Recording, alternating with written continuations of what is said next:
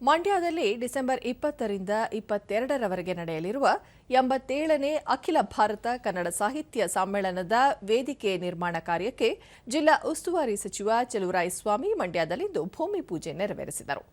ಈ ವೇಳೆ ಕನ್ನಡ ಸಾಹಿತ್ಯ ಪರಿಷತ್ತಿನ ರಾಜ್ಯಾಧ್ಯಕ್ಷ ನಾಡೋಜ ಡಾ ಮಹೇಶ್ ಜೋಶಿ, ಶಾಸಕರಾದ ಪಿಎಂ ನರೇಂದ್ರ ಸ್ವಾಮಿ, ರವಿಕುಮಾರ್, ರಮೇಶ್ ಬಂಡಿಸಿದ್ದೇಗೌಡ, ವಿಧಾನ ಪರಿಷತ್ ಸದಸ್ಯ ಮಧು ಜಿ ಮಾದೇಗೌಡ, ದಿನೇಶ್ ಗೂಳಿಗೌಡ, ಜಿಲ್ಲಾಧಿಕಾರಿ ಡಾ ಕುಮಾರ, ಜಿಲ್ಲಾ ಪಂಚಾಯತ್ ಮುಖ್ಯ ಕಾರ್ಯನಿರ್ವಹಣಾಧಿಕಾರಿ ಶೇಖ್ ತನ್ವೀರ್ ಅಸಿಫ್, ಜಿಲ್ಲಾ ಪೊಲೀಸ್ ವರಿಷ್ಠಾಧಿಕಾರಿ ಮಲ್ಲಿಕಾರ್ಜುನ ಬಾಲದಂಡಿ ಸೇರಿದಂತೆ ಅನೇಕರು ಉಪಸ್ಥಿತರಿದ್ದರು.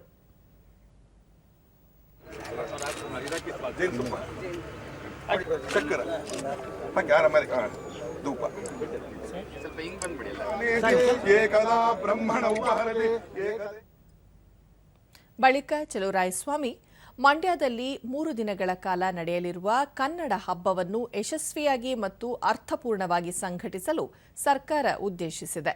ಈ ಹಿನ್ನೆಲೆಯಲ್ಲಿ ಈಗಾಗಲೇ ಸಿದ್ಧತೆಗಳು ಭರದಿಂದ ಸಾಗಿವೆ. ಸಾಹಿತ್ಯ ಸಮ್ಮೇಳನಕ್ಕೆ ಸರ್ವಾಧ್ಯಕ್ಷರನ್ನಾಗಿ ಗೊರೂರು ಚನ್ನಬಸಪ್ಪ ಅವರನ್ನು ಆಯ್ಕೆ ಮಾಡಲಾಗಿದೆ ಎಂದು ಮಾಹಿತಿ ನೀಡಿದರು. 3 ದಿನಗಳ ಕಾಲ ನಡೆಯಲಿರುವ ಸಾಹಿತ್ಯ ಸಮ್ಮೇಳನದಲ್ಲಿ ಸರಿಸುಮಾರು 3 ರಿಂದ 4 ಲಕ್ಷ ಕನ್ನಡಾಭಿಮಾನಿಗಳು ಆಗಮಿಸುವ ಹಿನ್ನೆಲೆಯಲ್ಲಿ ಊಟ, ವಸತಿ, ಪಾರ್ಕಿಂಗ್, ಶೌಚಾಲಯ, ಕುಡಿಯುವ ನೀರು ಸೇರಿದಂತೆ ಇನ್ನಿತರೆ ಮೂಲಸೌಲಭ್ಯ ಒದಗಿಸುವ ಜೊತೆಗೆ ಸಮ್ಮೇಳನದ ವಿವಿಧ ಗೋಷ್ಠಿಗಳನ್ನು ಅರ್ಥಪೂರ್ಣವಾಗಿ ನಡೆಸಲು ಉದ್ದೇಶಿಸಲಾಗಿದೆ ಎಂದರು. ಸಮ್ಮೇಳನದ ಹಿನ್ನೆಲೆಯಲ್ಲಿ ಮುಖ್ಯಮಂತ್ರಿ, ಉಪಮುಖ್ಯಮಂತ್ರಿ, ವಿಧಾನಮಂಡಲದ ಉಭಯ ಸದನಗಳ ಪೀಠಾಸೀನಾಧಿಕಾರಿಗಳು ಸೇರಿದಂತೆ ಗಣ್ಯರಿಗೆ ಖುದ್ದು ಆಹ್ವಾನ ನೀಡಲಾಗುವುದು. ಇನ್ನುಳಿದವರಿಗೆ ಜಿಲ್ಲಾಧಿಕಾರಿಗಳು ಮತ್ತು ಸಾಹಿತ್ಯ ಪರಿಷತ್ ಅಧ್ಯಕ್ಷರು ಸಮ್ಮೇಳನಕ್ಕೆ ಬರುವಂತೆ ಆಹ್ವಾನ ನೀಡಲಿದ್ದಾರೆ.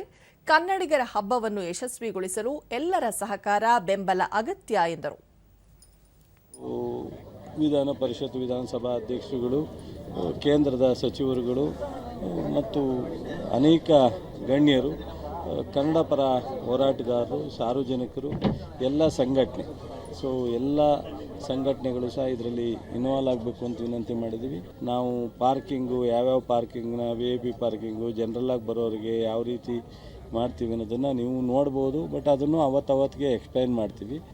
ಎಲ್ಲರೂ ಸೇರಿ ಕೂತ್ಕೊಂಡು ಎಲ್ಲ ಕಮಿಟಿಗಳು ಮಾಡಿದ್ವಿ. ಕಮಿಟಿಗಳೆಲ್ಲ ನಮಗೆ ಏನೇನು ಅವಶ್ಯಕತೆ, ರಿಕ್ವೈರ್ಮೆಂಟು ಅನ್ನೋದನ್ನು ಕೊಡ್ತಾರೆ. ಅದರ ಆಧಾರದ ಮೇಲೆ ನಾವು ಎಲ್ಲವನ್ನು ಮಾಡ್ತಾ ಹೋಗ್ತೀವಿ.